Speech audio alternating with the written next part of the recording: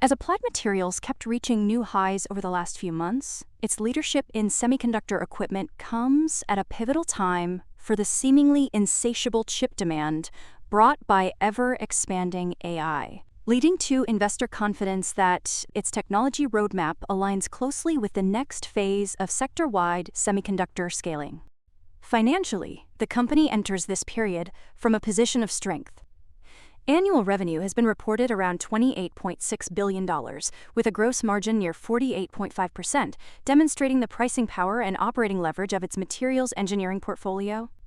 In its most recent quarter, Applied delivered revenue of $7.01 billion, above consensus expectations of $6.87 billion, and non-GAAP earnings per share of $2.38, beating estimates near $2.20. Looking ahead, management guided second quarter revenue to approximately $7.65 billion, plus or minus $500 million, an adjusted EPS of about $2.64, well above market expectations near $2.28. Management also indicated that semiconductor equipment revenue could grow more than 20% this calendar year, driven largely by AI-related demand. Applied's recent product launches directly target the bottlenecks that define advanced AI chip manufacturing. The Kinex bonding system, developed in collaboration with BE Semiconductor Industries NV, is positioned as the industry's first integrated die-to-wafer hybrid bonding platform. Hybrid bonding is becoming critical for high-bandwidth memory (HBM) stacks and advanced system-in-package designs, both essential for AI accelerators. By integrating multiple process steps and enabling tighter interconnect pitches, Kinex supports higher performance at lower power consumption. Precisely the trade-off AI data centers are trying to optimize. The Centura-Xterra EPI system addresses another inflection point: the transition to gate-all-around (GAA) transistors at 2 nanometers and beyond. Its integrated pre-clean and etch architecture enables void-free source-drain structures while reducing gas usage by about 50% compared to conventional epitaxy approaches. That reduction is not only a cost advantage, but also a sustainability and throughput benefit in high-volume fabs. As leading foundries ramp 2-nanometer nodes, process uniformity and defect control become exponentially more challenging, making differentiated materials engineering critical. Applied's Provision 10 e-beam metrology system targets yield, which is arguably the most underappreciated driver of profitability at advanced nodes. By incorporating cold field emission technology, it improves nanoscale image resolution by up to 50% and boosts imaging speed by up to 10 times versus conventional systems.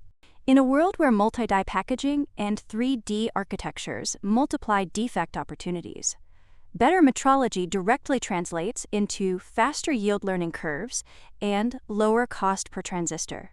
Beyond these systems, Applied has introduced additional deposition, etch, and materials modification platforms aimed at enhancing 2-nanometer logic. For example, the spectral atomic layer deposition system replaces tungsten with molybdenum in transistor contacts, reducing electrical resistance by up to 15%. The SIM3Z Magnum conductor etch system offers angstrom-level profile control, and the Viva radical treatment platform smooths silicon nanosheets at the atomic scale. Collectively, these technologies illustrate Applied's thesis that transistor breakthroughs increasingly depend on materials innovation rather than geometric scaling alone. Going from physics to politics, the story gets less uniformly supportive. U.S. export controls on advanced semiconductor equipment to China remain a meaningful headwind. Applied has estimated a revenue reduction of approximately $110 million due to shipment disruptions, and previously projected a potential $600 million hit to fiscal 2026 revenue from expanded restrictions.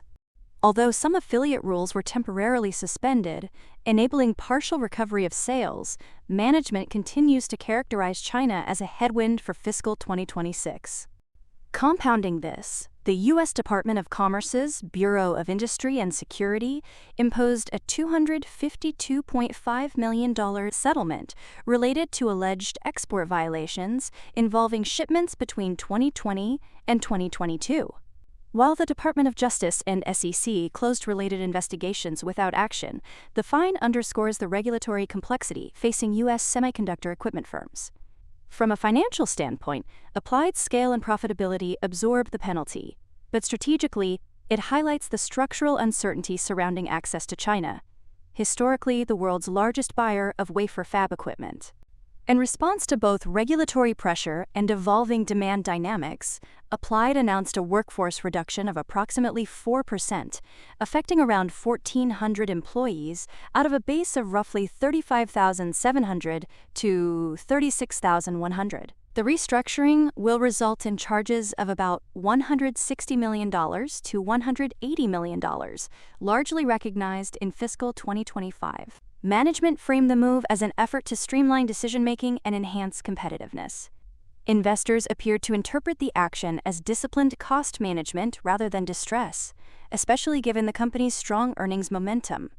Importantly, China's contribution to revenue has already declined from nearly 40% in prior years to the mid-20% range more recently.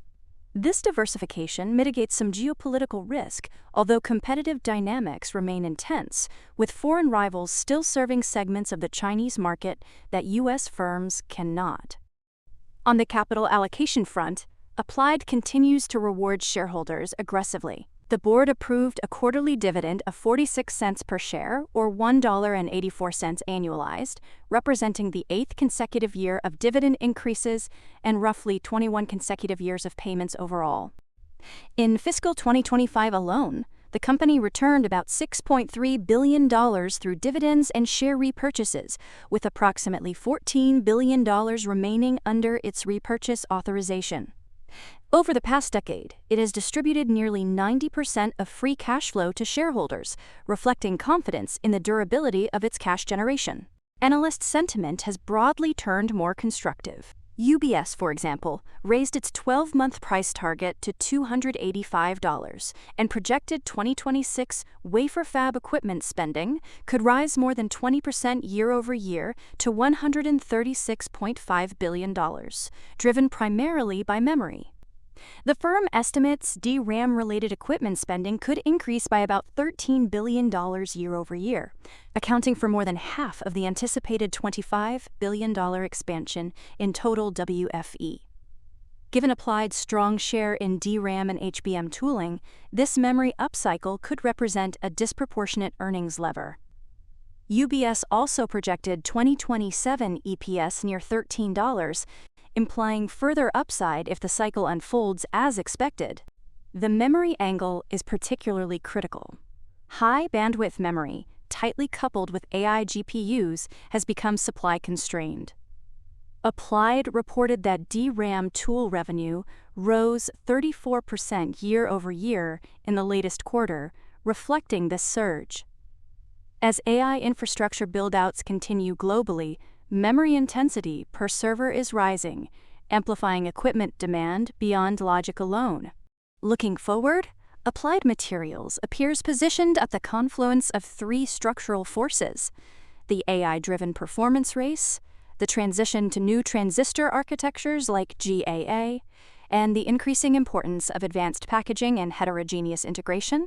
While export controls introduce volatility and could suppress China revenue intermittently, the broader semiconductor capital expenditure outlook, especially in leading-edge logic and HBM, appears solid. Management's confidence in double-digit equipment growth and accelerating second-half momentum suggests visibility into customer roadmaps.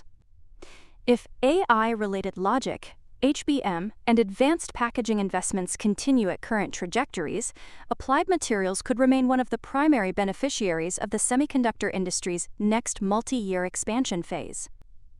Then, aside from AI and semiconductor equipment, another big boom in the market has come from the shiny rise of gold and silver, so check out this simple, free guide that covers everything you need to know about buying gold and silver. Link in the description and pinned comment.